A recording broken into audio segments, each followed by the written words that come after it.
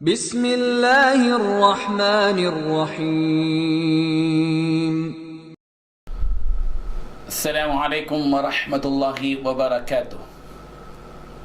ناظرین کرام، ماہ رمضان المبارک ماہ قرآن ہے، اس لیے کہ اسی مہینے میں قرآن مجید نازل ہوا۔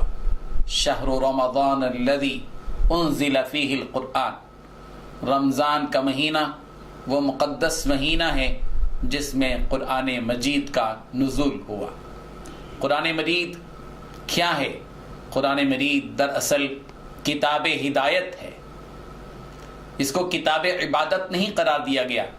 یہ صرف عبادت کی کتاب نہیں کہ صرف یہ مصلی پر عبادت کرنے کا طریقہ سکھاتی ہے، بلکہ یہ کتاب جہاں مصلی پر کھڑے ہو کر نماز ادا کرنے کا حکم دیتی ہے اور طریقہ سکھلاتی ہے، وہیں یہ کتاب مقدس زندگی گزارنے کا طریقہ سمجھاتی ہے۔ پیدائش سے لے کر موت تک اور موت سے لے کر آخرت میں رب ذوالجلال کے روبرو کھڑے ہونے تک جو حالات آتے ہیں، جو مراحل آتے ہیں، ان تمام کی تفصیلات اس کتاب میں موجود ہیں۔ یہ وہ کتاب ہے جو کتاب رحمت ہے، کتاب ہدایت ہے۔ یہ وہ کتاب ہے جس کتاب کو پروردگار نے باعث شفا بنایا ہے۔ اس کتاب کا پڑھنا بھی ثواب ہے، اس کتاب کا دیکھنا بھی ثواب ہے، اس کتاب کا سننا بھی ثواب ہے، اس کتاب کا سمجھنا بھی ثواب ہے، اور اس سے بڑھ کر ثواب یہ ہے کہ اس کتاب پر عمل کیا جائے۔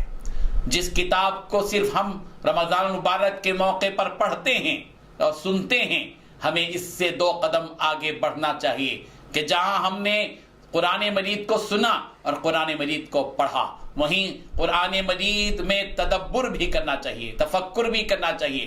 قرآن مجید کے ہر لفظ کا معنی کیا ہے، مطلب کیا ہے، علماء سے پوچھ تاچھ کر، کتابوں سے پڑھ کر، تفسیر کی کتابوں کو پڑھ کر ہمیں معلوم کرنا چاہیے کہ اس کتاب میں کیا پیغام موجود ہے۔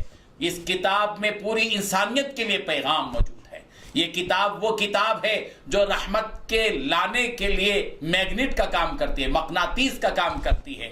یہی وہ کتاب ہے جس کتاب کو تھام کر، جس کتاب کو سن کر، جس کتاب کی طرف متوجہ ہو کر ہم اپنے رب کی رحمت حاصل کر سکتے ہیں۔ اسی لیے اللہ تبارک و تعالیٰ نے فرمایا وَإِذَا قُرِئَ الْقُرْآنُ فَاسْتَمِعُوا لَهُ وَأَنصِتُوا لَعَلَّكُمْ تُرْحَمُونَ، اور جب قرآن مجید پڑھا جائے تو فَاسْتَمِعُوا لَهُ، تم غور سے اس قرآن مجید کو سنو۔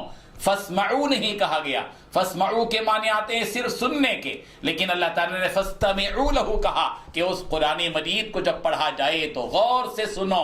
وَأَنصِتُوا، اور غور سے سننے کے لیے تمہیں اپنے کلام کو اور اپنے کام کو بند کرنا پڑے گا، اور اللہ تبارک و تعالیٰ کے اس کلام کو سمجھنے کے لیے اور اللہ تبارک و تعالیٰ کی اس کتاب سے صحیح طور پر مستفید ہونے کے لیے تمہیں خاموش بھی رہنا پڑے گا۔ وَأَنصِتُوا، اور خاموش ہو جاؤ، لَعَلَّكُمْ تُرْحَمُونَ، تاکہ تم پر رحم کیا جائے۔ اللہ تعالیٰ کی رحمت کو کھینچنے کے لیے یہی وہ کتاب ہے جس کتاب مقدس کو ہم تھام لیں۔ وَاعْتَصِمُوا بِحَبْلِ اللَّهِ جَمِيعًا، اللہ کی رسی کو مضبوطی سے تھام لو۔ اور مفسرین نے اللہ کی رسی سے مراد قرآن مجید کہا، اور اللہ کے رسول نے فرمایا یہ کتاب قرآن مجید وہ کتاب ہے جس کا ایک سرا اللہ کے ہاتھ میں ہے تو دوسرا سرا تمہارے ہاتھوں میں ہے۔ اللہ تبارک و تعالیٰ نے جس کتاب کو اپنی طرف سے اتارا ہے، یہ کتاب تمہارے ہاتھوں میں پہنچی ہے، اس کا ایک سرا اللہ کے ہاتھ میں تو دوسرا سرا تمہارے ہاتھ میں ہے۔ جب ایسی مقدس کتاب اللہ نے تمہارے ہاتھوں میں دی ہے، تمہیں اس کی قدر کرنی چاہیے۔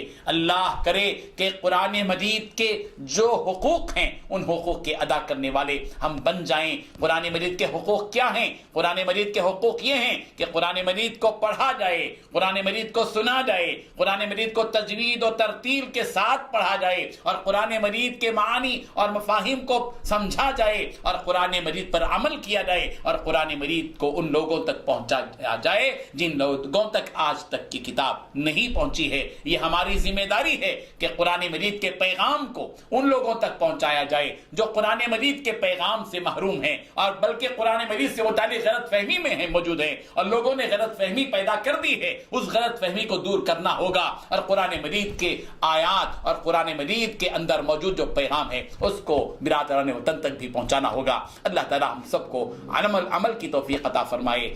آمین. وآخر دعوانا ان الحمد للہ رب العالمین.